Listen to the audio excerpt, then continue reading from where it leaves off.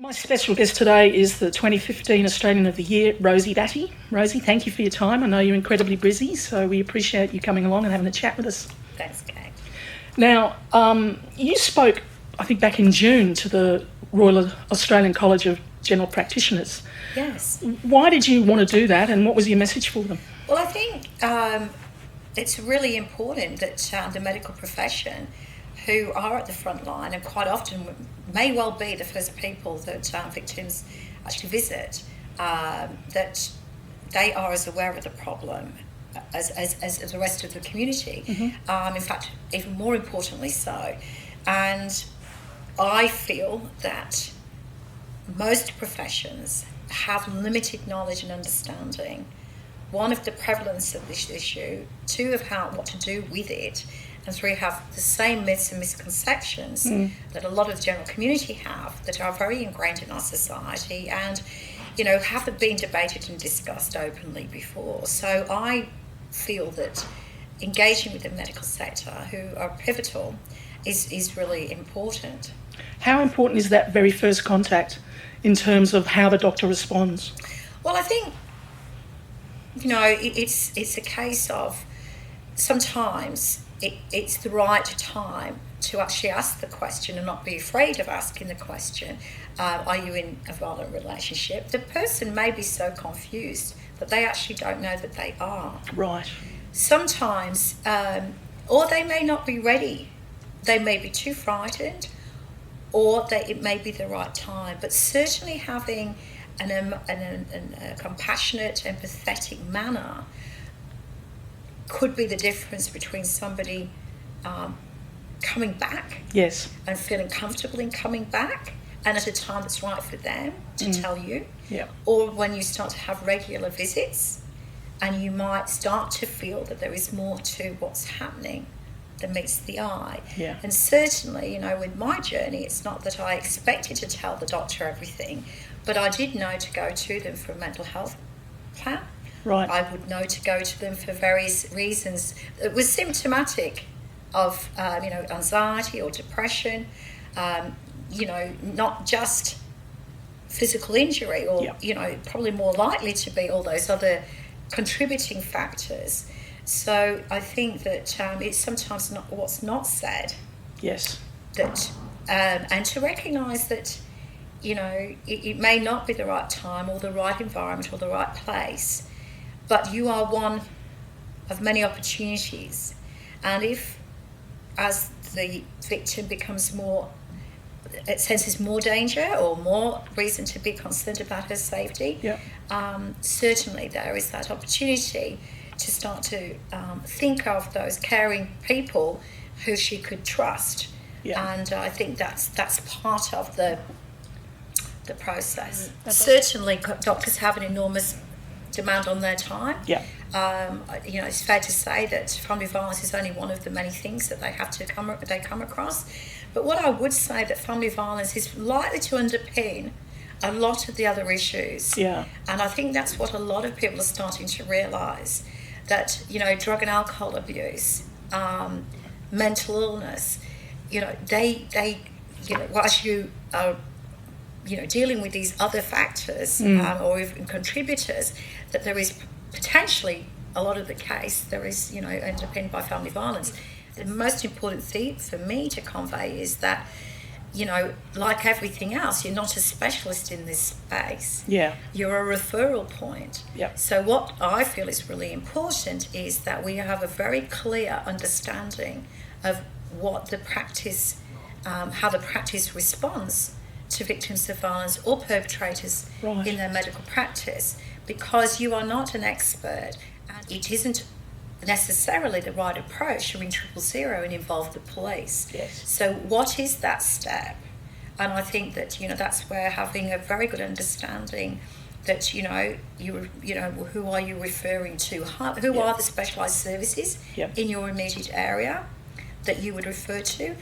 Or do you keep it very simple? And, 1-800-RESPECT is a number to convey to everybody. I would love to see, and I'm hoping to work into the future with, information that is available in practices. Yes. I that's been something I've really want to see, and I think it can be a very, a very key way to introduce the topic to somebody who may not be ready to acknowledge the position they're in. Pamphlets about services, etc. Yeah. Well, pamphlets about describing violence. Yeah. Pamphlets that actually, while you're waiting in a doctor's surgery, sometimes you have to wait quite a long time. So I think that, whilst we're waiting, we look around for things to read. Yeah. And I think the doctor's surgery is a key place for information. So what is violence? What are the different forms of violence? What can you do? And what can you do to support someone? So perhaps this isn't just about educating the doctors, but educating reception staff, nurses. Yeah. It's a whole community approach that we can kind of feel that it's a subject that we can feel comfortable in broaching to our doctor about. Yeah. But the doctors in that practice do need to be confident and knowledgeable about how to respond to victims. Yeah. Did your doctors let you down? Did they support you? No, I think they were very supportive. I look back and there are things that if every organisation had been able to join red flags, but we don't have crystal balls. And my doctor was concerned for my safety, and we did talk about that. But ultimately, it's the police's job to keep, to intervene when issues of safety. Yeah. There is only so much any organisation can do. I think the doctor's response is really to refer them correctly. Right. And to refer them correctly is to do that, to introduce them into a specialised service who can advocate and take them to the police, who can assess their level of risk, who can perhaps take them out of danger and place them into a refuge, or support the decisions they are able to make because they understand the resistance and fear. Yeah. When you are a victim, you have a lot of advice and a lot of people telling you what you should and shouldn't be doing. Yeah. So to speak to somebody who has that specialisation is really validating and can be empowering. But certainly it's really important that, to acknowledge that sometimes it places by disclosing, by going to the police, by going through the court process, escalates the violence. Yeah. So it isn't something that we should be necessarily forcing people to do because we believe that's the best option for them. Do you think mandatory reporting is a dangerous move for doctors? As you were saying, sometimes it can escalate the problem. Yeah, I'm a bit hesitant to recommend that. Yeah. I do think there is a lot of intricacies there, and I don't know that. And we've also got to have the infrastructure to be able to support that. Yeah. We don't. Right now, the journey of a victim, it leaves a lot to be desired. A lot. And similarly, the same for children. We may report, but it doesn't necessarily mean that they're believed. It doesn't actually necessarily mean that their life is improved from that point. Yeah, that's the truth, isn't it? What we've got to do is, understand that if you were forced, if people were perhaps knew that they would be forced to have their, to be reported, it would certainly make a difference to me whether I spoke about it or not. Yeah. Because I do think that takes away that trust and confidentiality, because it all of a sudden means you've confided or shared something with somebody and then it's taken out of your hands. Yeah. So I actually have to say that I do have concerns that there may be very unintended ramifications from that. Yeah. I think what is particularly more important is that doctors are better trained. They don't have to, and to understand they don't need to be experts, but they do need to know how to refer properly. Why it is important to link a woman in with her children is because of the level of risk, is for the support that they may need, and the fear that they may, of what may happen if they escalate the problem. I have had great interest from medical students. Have you had a chance to talk to medical schools, for example? I spoke to Flinders Medical School. Right. They requested when I was in Adelaide last couple of weeks ago. Cool. So that was a student initiative. It was very powerful, and I was really it was really powerful. It was really inspiring to me to just realise that younger medical students actually want to understand the social issues behind the symptoms that they have to. It's not just about being a doctor, recognising, measles and things like this. It's about what's happening socially, and what are the cult communities within the certain areas of the doctors practicing in, and understanding different culture. It's and they're wanting to learn more about the people. Do you feel like there's a bit of a perfect storm brewing, that this time something might actually change culturally and socially? Yes. I mean, obviously the tragedy of Luke's death has sparked something. You've continued to fan those sparks. It feels to me, just watching, that things are about to move in a big way. Yes, I think so, because I certainly see that, it's about everybody recognising the issue. And I know that a lot of people say, well, there's not 1 in 3 women that I see that are affected. Well, perhaps that's because you're not looking. So I'm hoping that has changed. And certainly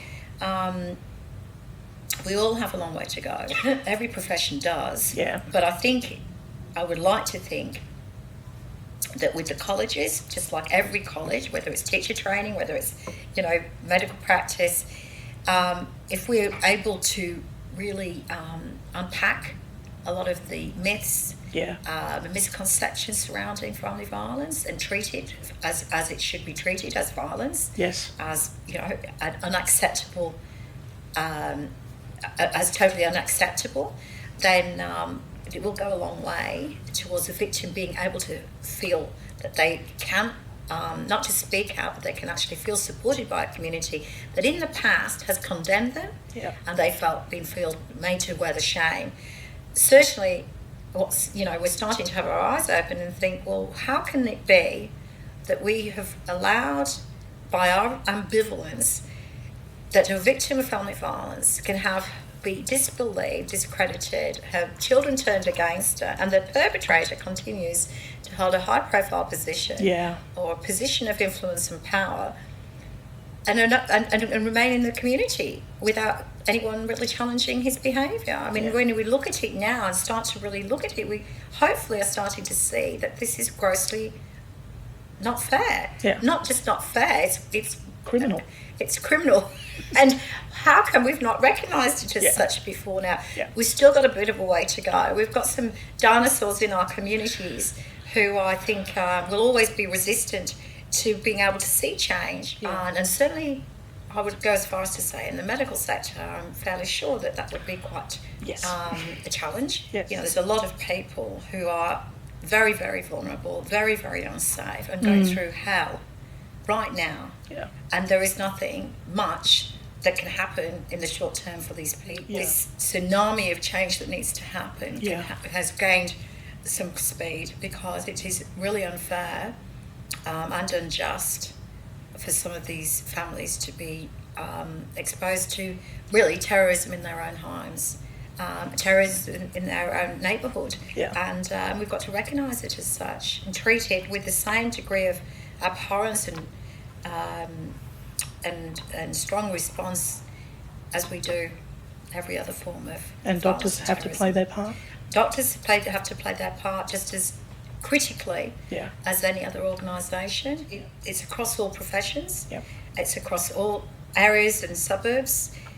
So whether you're a doctor or a nurse, whether you're a teacher or a school principal, whether you're a judge or a lawyer, journalist, I have had all of those types of people with all those professions equally confide in me that they have known violence, even whether it be as a child or whether it be from a previous relationship. So it certainly is a very pertinent topic. Rosie, thank you for everything you're doing. It's a pleasure, Cate. And thank you for your time today. Thank you.